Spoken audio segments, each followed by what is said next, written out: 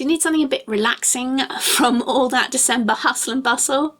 Well, today I've got some arty inspiration with a watercolour abstract, and I don't know what it is about sort of using watercolours and playing with water that I find that really relaxing. So I hope you do too. And this watercolour abstract, I'm going to be using the dye-based watercolour brush pens from Ecoline. And this piece only really needed a couple of pens, and I used a mop brush and some watercolour paper as well, but you can see the full list of what I've used in the description below. So it's a totally limited supplies sort of project today. Now the nature of these pens are that you can reactivate the colour on the paper with water even after the colour's dried. So, you know, much like watercolour paints or inks. And I absolutely love that, particularly in this pen form, because then I can both doodle, which you know I love to do, and then add water to it to give it a lovely watercolour texture, which is pretty much what I'm going to do today with this. And unlike some of the other similar dye-based watercolour brush pens, the colours kind of stay really vibrant for this, and they don't separate out into different coloured dyes, so you don't get any sort of strange effects, and I really like that about these particular brush pens. Plus they're really super juicy as well. I'm kind of interested to see how long they'll last for. So I've had mine for a few months now, and I've been using them quite heavily and they're still going strong. But do let me know what you think about them, and also, you know, how long you've been using yours for. I'd love to know.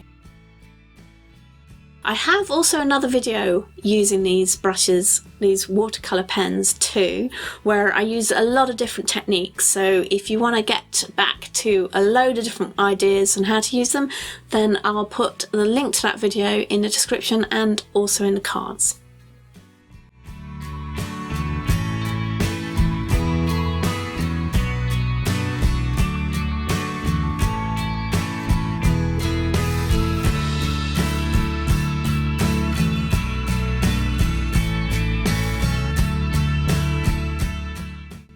Another thing I really love about these is that you can put the colour down and then just sprinkle it with water, and that gives you some great effects as well. So I'll show you some more of that when we get to the end and you see the close-up of this project, because that comes into play too.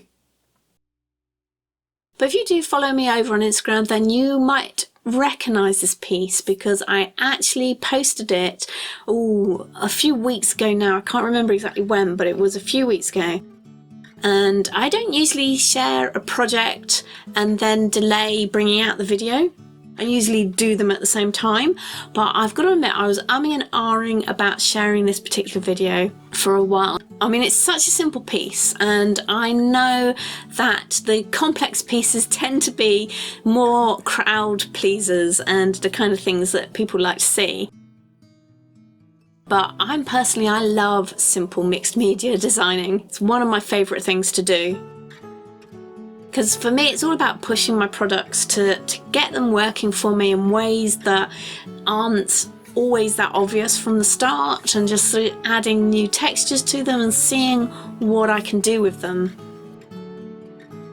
So even though this is a really simple project, I do hope that it inspires you to make more out of your brush pens and push them a little bit and play with them some more, and play with your doodles and your shapes and make a project that's unique to you. And you know, perhaps it's what we all need from time to time when everything is going on around us too fast, is just to sort of pare it down a little bit and just grab a couple of pens and a brush and some paper and just play.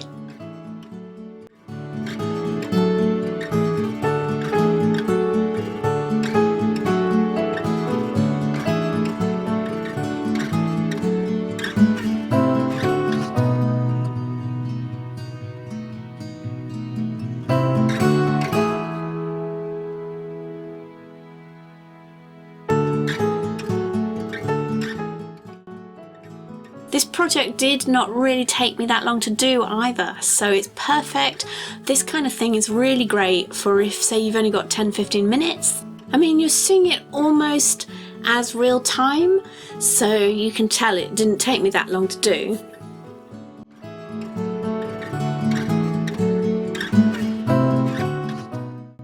And for this, it's slightly bigger than A4 or letter size paper.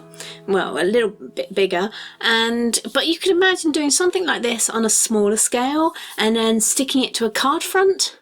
Hey, you could even add some seasonal shapes to it and make it a last-minute Christmas or winter card. So I hope this hits you up with a lot of ideas for playing with your brush pens, your watercolour brush pens.